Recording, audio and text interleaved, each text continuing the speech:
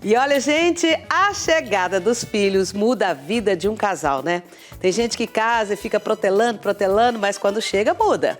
É comum que os novos pais fiquem inseguros na hora de demonstrar carinho, se abraçar, se beijar na frente dos filhos, com medo do impacto que essa atitude pode causar nas crianças. E é sobre esse assunto que eu converso com a psicóloga Grisiele Silva. Oi, Grisiele! Olá. Bom dia! Que bom estar aqui de novo. Ai, boa tarde, né? Eu tô acostumada com bom dia até hoje, mas vamos sentar. Que assunto também delicado, né? Sim, os pais ficam muito perdidos, né? Quando falam dessas questões de carícias, do que mostrar, do que não mostrar. E muitos pais acabam erroneamente se afastando na frente das crianças, com medo de que aquelas carícias possam, de algum modo, atrapalhar o desenvolvimento das crianças. E não é bem assim? Na verdade, é exatamente o contrário. Claro que tudo de um modo medido, né? Equilibrado. Não estou dizendo daqueles beijos ou daqueles tipos de carícia maliciosos ou coisas assim, de modo algum. Mas é importante que os filhos percebam o toque de carinho, o simples toque, o simples colocar a mão, olhar nos olhos, passar a mão no cabelo, o se despedir, o cumprimentar ao chegar, são coisas sutis que fazem com que as crianças tomem isso como modelo. As filhas passam a entender como um homem deve tratar uma mulher vendo o seu pai tratar a sua mãe. É verdade. O filho aprende a como tratar uma mulher vendo o seu pai tratar a sua mãe. Então, nós repetimos esses modelos que nós aprendemos. Então, é importante que esses filhos tenham bons modelos, modelos carinhosos, modelos de gentileza, modelos de dizer para o outro, não só com palavras, mas também com gestos, o quanto o outro é valioso. E os filhos aprendem isso e replicam nas suas relações, não só na sua relação de casal quando forem adultos, mas nas suas relações com as pessoas. É comum que filhos que são criados em ambientes onde as carícias são à mostra, são evidentes, eles sejam muito mais carinhosos do que aqueles que não veem esse modelo em casa. Então, como que a gente vê, muitas pessoas, já ouvi muitas mulheres falando isso, eu tenho o dedo podre. Eu nunca namorei uma pessoa que fosse legal, é sempre um desgarrado, alguma coisa assim. Eu falei, mas que dedo podre é esse? Não, tudo que eu toco é ruim. Lá, essa pessoa que se diz com o dedo podre, ela não vê essas carícias, ela não sabe o que é isso? Na verdade, nós repetimos modelos, né? Então, é muito comum que pessoas que dizem, né, esse termo, que tem o dedo podre, é porque as escolhas que elas fazem estão sempre baseadas na mesma situação. Então, mudam-se as pessoas, mas o que a leva a escolher as pessoas é sempre a mesma coisa. E são sempre aspectos inconscientes. Ela não tem consciência do que é, mas pode ser uma repetição de modelo familiar, pode ser algum trauma que ela tem em alguma área da vida, pode ser questões que começam lá no período gestacional, que infelizmente dá-se pouca importância para isso, até o que aconteceu com a mãe enquanto estava gestando aquela mulher faz diferença para o tipo de homem que ela vai escolher. Então, todos esses aspectos emocionais inconscientes é que fazem com que a gente escolha esse ao invés daquele. E aí, quando essas pessoas se dizem com o dedo podre, é porque elas estão escolhendo sempre o mesmo padrão, a partir de causas emocionais, de modo geral, inconscientes. Nossa, essa aí da gestação eu nunca podia imaginar. Sim, isso é o período gestacional. Do período gestacional, desde a concepção até ali por volta 6, 7 anos de idade, é a fase mais importante da nossa vida. É o momento em que nós estamos adquirindo todo o nosso aprendizado do que é viver, todas as nossas crenças de como nos relacionarmos com as pessoas. Então, se essa mãe foi respeitada, se ela foi tratada com carinho, com cuidado, se ela se sentiu amada, se ela se sentiu vista, tudo isso faz diferença para a crença que esse bebê, né, vai ter quando se tornar um adulto. Então, a crença vem a partir do aprendizado da situação que foi vivenciada. Então, se essa mãe foi bem cuidada, essa pessoa aprende que ser bem cuidada é algo comum. Ela gera a crença de que ela será muito bem cuidada na vida. E nós buscamos sempre validarmos a nossa crença. Tudo aquilo que a gente acredita, o nosso cérebro busca nos comprovar que aquilo é real. Olha que coisa interessante, né? A mente realmente é um poder e tanto. Por que alguns novos pais ficam inseguros ao demonstrar carinho de frente para os filhos? Exatamente por terem medo de que aquilo, principalmente nessa era, né, que nós temos ouvido tantas informações a respeito da sexualidade das crianças, a respeito de violência sexual, de abusos. Então, muitos pais têm medo dessa hipersensualização caso demonstrem carinho entre eles. E aí eles acabam se afastando, achando que aquilo não é adequado para que a criança veja. E realmente tem coisas que não são adequadas. Realmente. Né? São coisas que são do universo adulto não devem realmente ser mostradas para a criança, porque ela não está pronta, ela não tem maturidade para lidar com aquilo. Porém, essa carícia genuína, esse cuidado com o outro, esse afeto respeitoso é algo importantíssimo para que essa criança aprenda como ela quer ser tratada, como ela deve tratar as pessoas e como as relações devem ser, de modo que quando ela crescer, se tornar lá um adolescente, ela ver uma situação diferente disso, isso cause estranheza.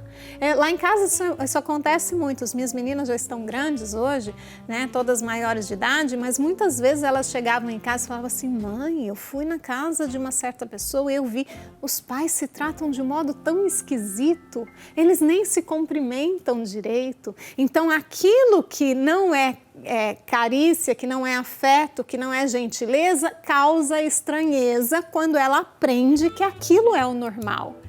Então isso é importante para que quando ela busque as relações dela, ela considere isso como um fator primordial. Essas crianças vão crescer exigindo serem bem tratadas e sabendo tratar bem as outras pessoas. E não aceita nada de menos. Exatamente. Então, você acha assim que os pais novos, né, que estão aí com crianças em casa, eles devem conversar entre eles sobre isso, sobre essa questão de demonstrar esse carinho? Faz parte daquela cultura daquela família. Sim, e precisa ser algo natural, não é algo forçado, sabe? Só porque eu vi ali no programa da Cleide, agora eu vou começar a fazer coisas de um modo forçado. Não, é algo natural. A carícia, ela precisa ser algo natural na família, não só entre o casal, né? Do mesmo jeito que eu trato meu filho, minha filha com gentileza, com abraço, com beijo, com cuidados, por que isso não pode acontecer entre o casal? Então a gente deve estender isso. Muitas vezes o que acontece na família é isso, pais até bastante carinhosos com os filhos, mas que não são carinhosos entre o casal. E isso também é visto para os filhos. Então esses filhos aprendem que é preciso tratar bem os filhos, mas não é necessário tratar bem os pares. Então precisamos tomar esse cuidado. Tudo o que os pais fazem está sendo visto e, mais do que isso, está sendo registrado pelos filhos. Então o cuidado, o carinho, o respeito, a forma de falar, tudo isso está sendo registrado e tudo isso vai virar aprendizado, que vai gerar crenças, que vai fazer com que, eu costumo dizer que é o chão por onde essas crianças vão pisar pelo resto da vida. Então as relações delas estarão pautadas nesse tipo de exemplo que se tem em casa. É importante que os pais conversem sobre isso. E quando os filhos chegam numa certa idade e que eles vão falar para os pais: olha, você está exigindo isso de mim, mas você fez isso e isso e isso. E aí? Aí muitas vezes, aliás, sempre é importante que os pais reconheçam suas dificuldades. Né? Nós temos mesmo dificuldades, todos nós. Nenhum de nós somos perfeitos na condição de pais, como não somos perfeitos em nenhuma condição porque somos seres humanos.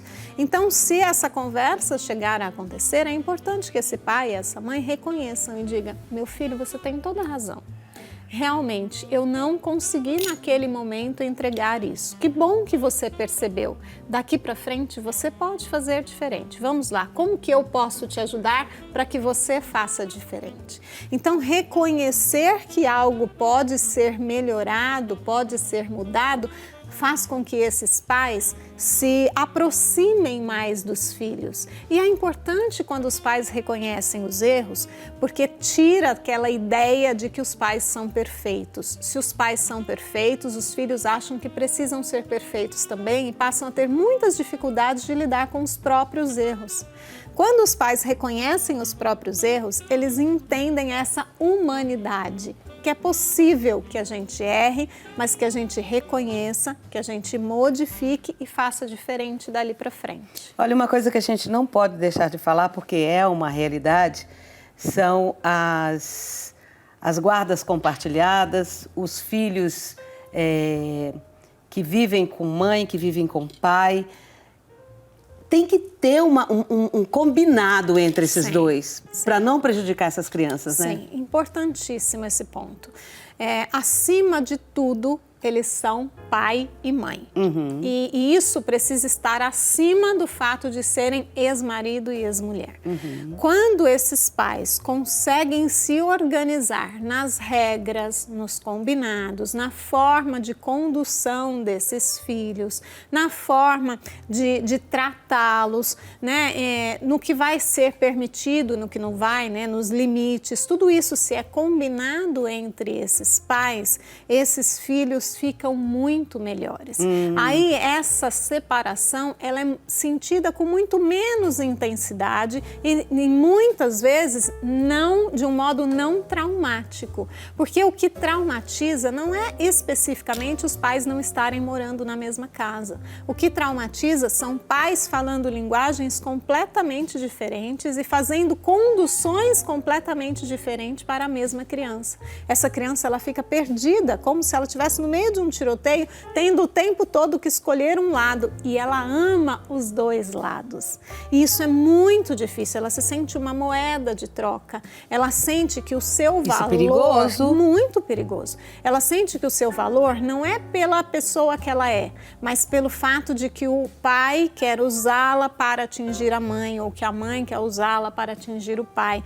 Isso traz problemas gravíssimos por toda a vida. Então, esses pais que conseguem se separar de um modo educado, gentil, respeitoso e conseguem colocar a maternidade e a paternidade acima da sua condição de esses filhos estarão muito melhor na vida. E lembrando, gente, que a única pessoa que pode estragar filho dos outros é a avó. É super permitido, inclusive eu recomendo. Porque os filhos ficam meio pra lá, meio pra cá, agora a avó vai lá, alisa, oh, coisa boa. Esse é o papel da avó, né? Que doces lembranças eu tenho da minha avó, que dizia pro meu pai: deixa as meninas fazerem as coisas, isso vai passar. Vó sabe das coisas, gente. Vó é muito sábia. Agora, como que os pais podem, aí no caso de equilibrar isso, né? Que às vezes vão viajar. Aí as crianças ficam num lugar, os pais ficam noutros, aí de repente uma questão assim de carícia um pouco mais, que eu diria, tô namorando, né? Porque os pais têm que namorar mesmo, né? Sim. E se por acaso aconteceu de filhos, algum dos meninos viu um beijo muito assim, caliente entre esses pais, e o pai ficou constrangido, a mãe também, como que resolve isso? Primeiro é entender que aquilo foi algo acidental, né? Não é algo do cotidiano. Certo. E segundo, é importante esses filhos saberem que tem coisas que acontecem entre o casal que é só entre eles e que os filhos não devem participar. Então, se aquele filho também sabe que aquilo foi acidental, então ele também entende que aquilo acontece quando ele não está junto, quando os pais estão num momento de intimidade. Isso faz, dependendo dependendo da idade da criança, se ela já for mais velha, ela já vai entendendo como as coisas funcionam. E que, inclusive, tem momentos que é muito bom que a família esteja toda junta, reunida, e que é muito bom que os pais tenham um momento só deles. Por isso que eu digo sempre que não é bom que esses filhos durmam no mesmo quarto que os pais, que os filhos dividam a cama com os pais, a não ser em caso de extrema necessidade. Tem famílias que não têm outra possibilidade. Ok, então preciso lidar com isso. Mas muitos casos as famílias têm possibilidades, os filhos têm até os seus quartos lindos, arrumados e trazem os filhos para a cama dos pais, né? Isso não é bom, porque é preciso que o filho entenda que cada pessoa tem o seu lugar na família e que aquele lugar, naquela cama, é do pai e é da mãe. Ele pode ir para lá num domingo de manhã, num sábado de manhã, acordarem juntos, e isso tudo é muito gostoso. É legal. Mas ele precisa entender que aquele lugar é daquele casal e aquele casal é o ponto mais alto da hierarquia da família. Então que aquilo precisa ser preservado, inclusive para o bem de toda a família. É um santuário, né? Exatamente. Que legal, que interessante. Gente, olha, toda vez que vem um psicólogo aqui, a gente tem essa sensação que nós estamos prestando um serviço para vocês. A sensação não, né? Sim, sim. E isso é muito importante, por isso eu gostaria que vocês sugerissem algum tema que a gente possa conversar aqui com essa maravilhosa psicóloga que vai estar aqui comigo toda segunda-feira, e eu já te agradeço muito.